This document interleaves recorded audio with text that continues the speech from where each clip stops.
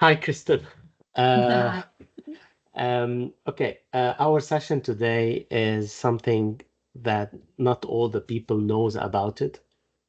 MVP. We saw it everywhere. Everywhere we see MVP, but we don't know what is MVP. Today we have one of the best MVPs in the Business Central, one of the best, because we don't want the others to be angry here, but one of the best MVPs we have to explain to us why MVP is important, what is MVP, and what can we ask an MVP, what we cannot ask an MVP, because MVP also is an employee in a company. We have Kristen Hosman. She is one of the best you can talk and take information from her. Before we introduce Kristen, my name is Claude Rustom. I'm a senior application consultant for Microsoft Dynamics Business Central at Innovia Consulting. Very happy to have Kristen today. Well, thank you Hi, for having me, Claude. I appreciate it. Kristen, you are MVP for multiple years. 5 years ago, and what is MVP? MVP is a designation awarded by Microsoft, and to be nominated for MVP, you have to be nominated by another MVP or a Microsoft employee today. Um, but I guess long story short would be that an MVP is someone that is contributing within the community, and it could be multiple ways. It could be by blogging, speaking at conferences, um, answering questions on the community boards and things like that. But it's someone who is going out of their way to help the community in one way or another. So those contributions are seen by another MVP or by Microsoft, and you get nominated, and you have to submit all your contributions for the past year, and Microsoft reviews every single one of them, and they get to be the judge whether or not they're going to award you the MVP or not. Nice, but an MVP, the Microsoft business application can be Microsoft Dynamics Business Central, Microsoft CE, or CRM, or Power Automate, or Power Family, if you want, or FNO, or then MVP can be for all these products, or it can be only for one product. So when you think about the products that Microsoft has, they even have Office, right? So there are probably around 3,000 MVPs worldwide that hold anything, right? It could be AI related, it could be SQL related, SharePoint related, and so forth, right? There are MVPs out there that have multiple designations underneath them. So for me, mine is Business Central or business applications, but my focus is Business Central. There are 61 MVPs worldwide that focus on Business Central. So when I got awarded 5 years ago, we were half of that, right? So in 5 years, we've doubled the number of MVPs that focus on Business Central. And out of that, we are technical or functional, right? So Yeah. technical being the developers and functional being, more of those front end type consultants. So a lot of us speak at conferences, we blog, we mentor, we give our feedback to Microsoft. Microsoft asks a lot of time to give feedback, and they show things to us along the way, and we give feedback on like new features that are coming, um, things like that. So Without names, how many from the 61 MVPs you nominated? uh, from that, I will be honest, I have zero BC. I did nominate Savannah Dill this year, so she just got awarded this year. And here's the reason why I say zero is because I've seen people contributing to the community. And when I go to them and I say, hey, are you working with someone already on MVP nomination? They say yes. So there's been 4 of those situations where I've gone to people and they've already been identified. So, I don't really look at it as I haven't nominated anyone that has gotten it because I have nominated Savannah. Yeah. Um, but it's interesting because you see these rising stars, as I will call them, coming out of the woodwork, in the past year, new speakers, new blogs, things like that. And Yeah. it's exciting because their views and like the way that they see BC and the way that their voice is being heard is pretty exciting. And yeah, you go to them and sometimes MVP is not on their radar. I have a couple that I'm mentoring right now that I've gone to and I've said, hey, I love what you're doing. Like, you're doing amazing stuff. Like, Yeah. have you Yeah. thought about this? Like, is this something that you want to aspire to be, And sometimes the answer is no, and sometimes the answer is yes. But it's really it's energizing to just see them putting in the work, and Nice. Now, yeah. So Savannah will be with us next week concerning Power BI. Then she will be speaking with us also to explain. I apologize that Gino today is sick, but because we scheduled this and we reschedule it, then we keep the session to let people know what is MVP. Like when you decide to be MVP or you were selected because you won or you were one of the 31st MVPs related to Business Center. You were selected or you selected to be an MVP? um there was a time in my career where I was trying to figure out what is next. I knew BC was next because I was a GP consultant years ago. So I knew BC was where it was. And I was just kind of jotting down some personal goals and some professional goals.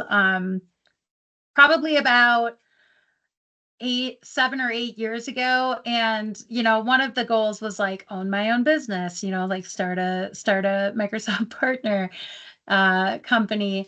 And the second was MVP. And I wrote it all down and I had it on a board in my office. And it was something that I was looking at and I didn't know what MVP was.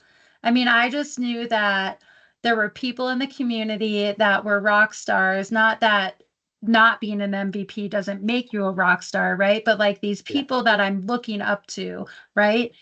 And I talked with Belinda Allen and I, she was asking me like, well, what are your goals? And I was like, well, tell me about MVP. Like, what does that mean? How do I do it? And her advice to me at the time was that I was already speaking, I was already like helping people in In the the community. community through the boards, Yeah. And she said, start a blog. Like, why not? Start a Yeah. blog, be consistent.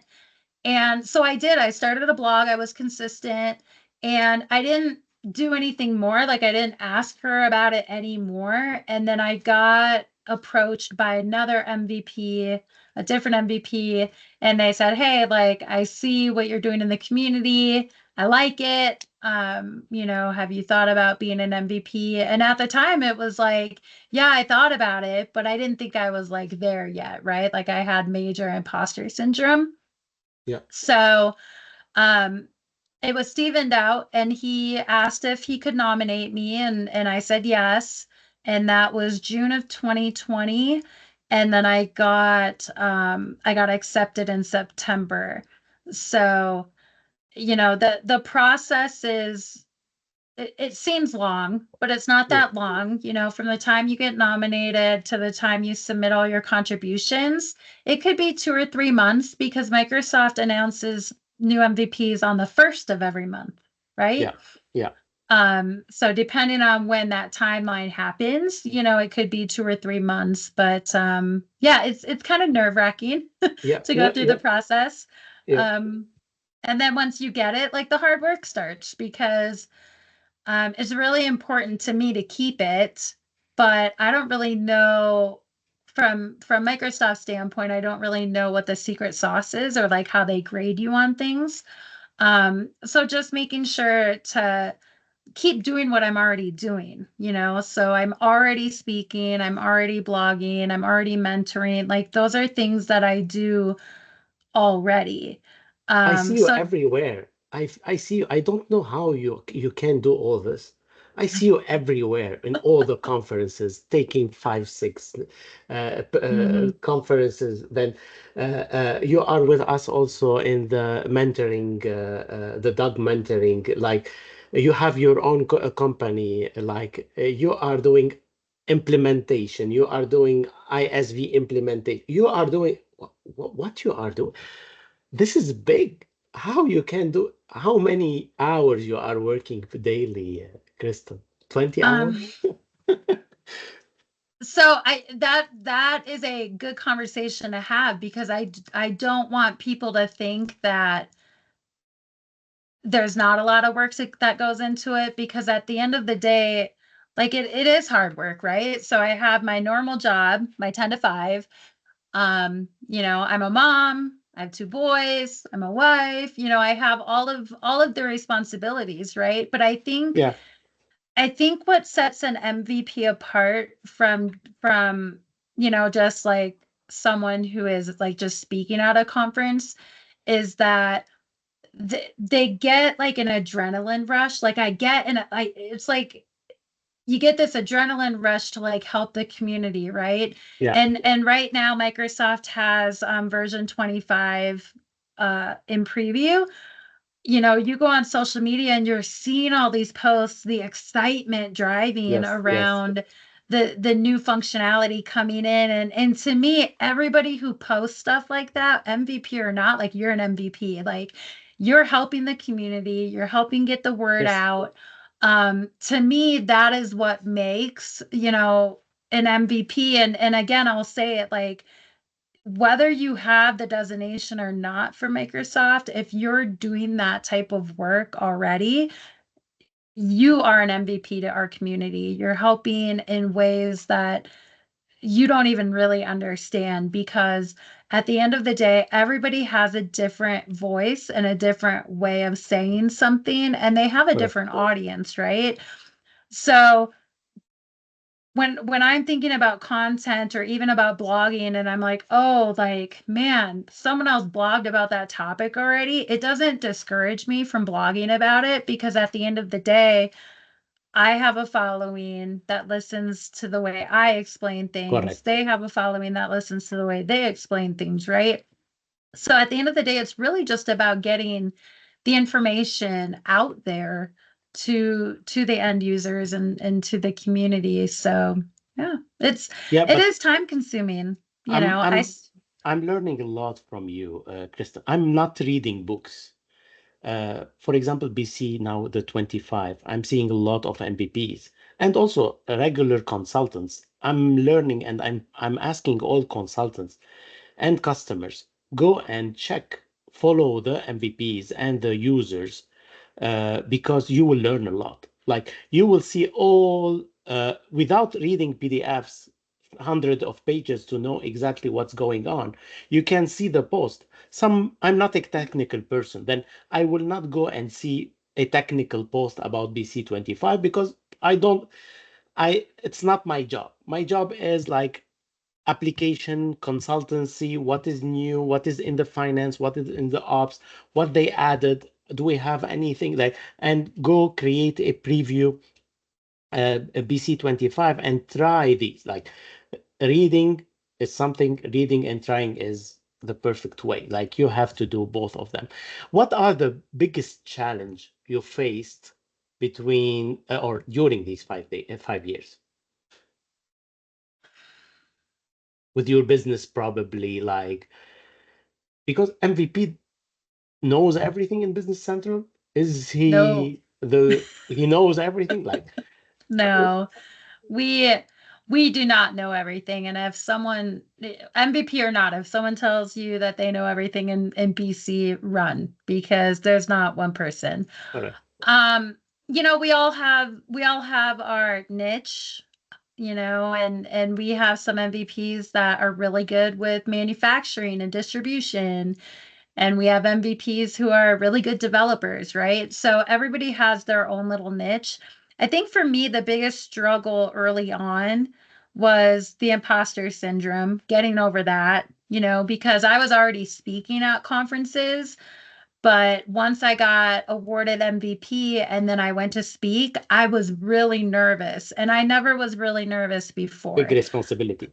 Yeah, it felt big. It felt different, more people watching you, more eyes on you kind of thing, right? So that was a really hard struggle at first, is just trying to get over that hump. There was a conference that I went to, and early on I had a session, and the responses that I got back was like, everybody already knows that stuff. And I sat there as a speaker and I was like, what did I do wrong? Like, was my title wrong? Was the description wrong? Because it was a session on things that a consultant should train users, right?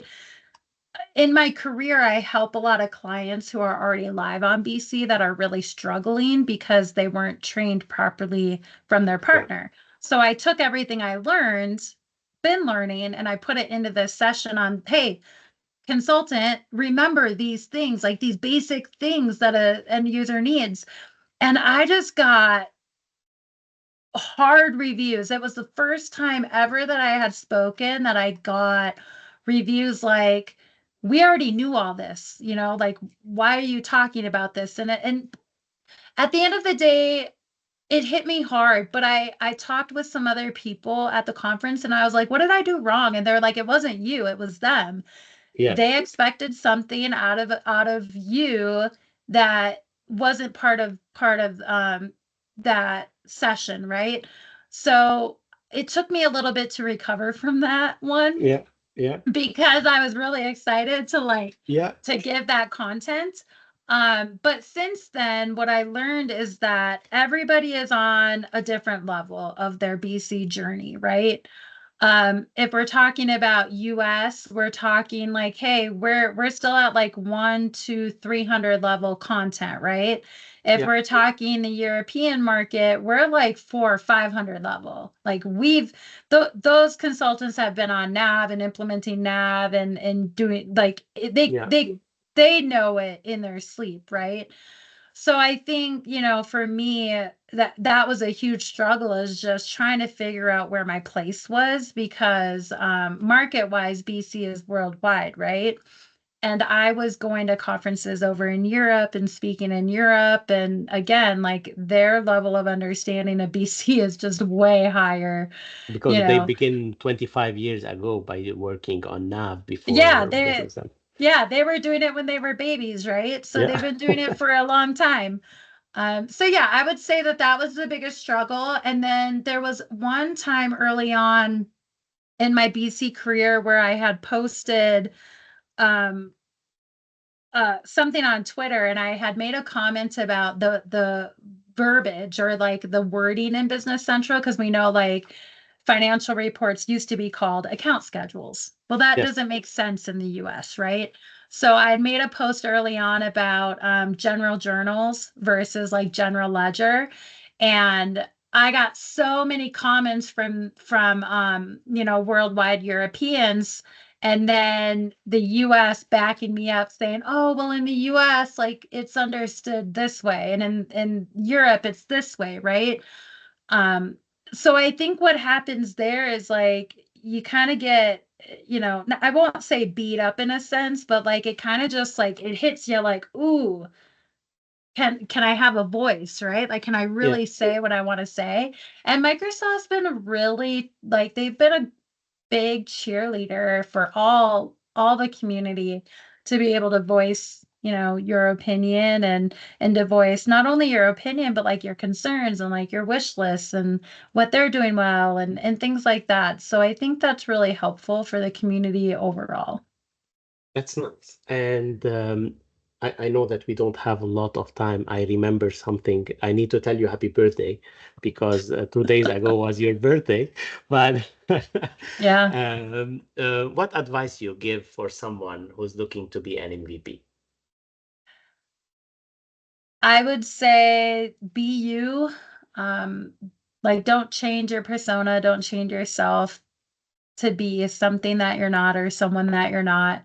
Find a mentor. There's a ton of MVPs out here that would love to mentor new rising stars, people who are really interested. Find your niche, get out in the Yeah, community, network, speak at conferences. If you're not comfortable speaking, that's okay. Find someone to co-present with you. And I know Dynamics User Group, Doug, they have a mentorship program for speakers who are new to speaking. yeah, Maybe blog. And if you don't know what to blog about things in BC that repeatedly tell your clients. Blog about support issues that come in that you resolve because it probably doesn't just affect the one client that you're dealing with. It might pertain to somebody else.